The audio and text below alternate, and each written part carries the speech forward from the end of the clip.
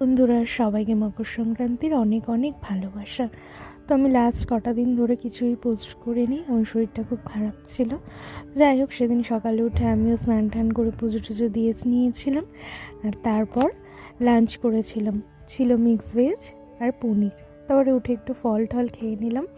সেদিন সবারই নিরামিষ হয়েছিল।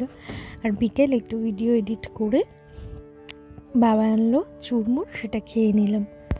কম বেশি সেদিন সবার ঘরেই কিন্তু পিঠে পায়েস হয়েছিল, আমার ঘরেও তাই তাই মায়ের সাথে একটু বসে গেছিলাম মাকে সাহায্য করতে। আর আমার জানো তো, কি খাই বা না খাই, কিন্তু নিজে হাতে জিনিসটা করতে খুবই ভালো লাগে। যদি আমার মা আমাকে করতে দেয় না, বলে কদিন পর বিয়ে হলে তো ঠিকই করবি, এখন এসব করতে হবে না, কিন্তু আমি তাও করি, আমার খুব ভালো লাগে। পুজোতে পুজোর কাজ করা, পিঠে পার্বণ এসব তৈরি করা আমার খুবই পছন্দের এগুলো।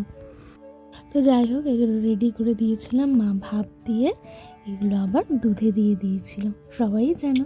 তো যাই হোক, খেতেও কিন্তু খুব টেস্ট হয়েছিল, আমার তো খুব ভালো লেগেছে। তোমরা সবাই আমার পাশে থেকো, একটু লাইক কমেন্ট করে দিও, যেন আমি এভাবেই এগিয়ে যেতে পারি। টাটা।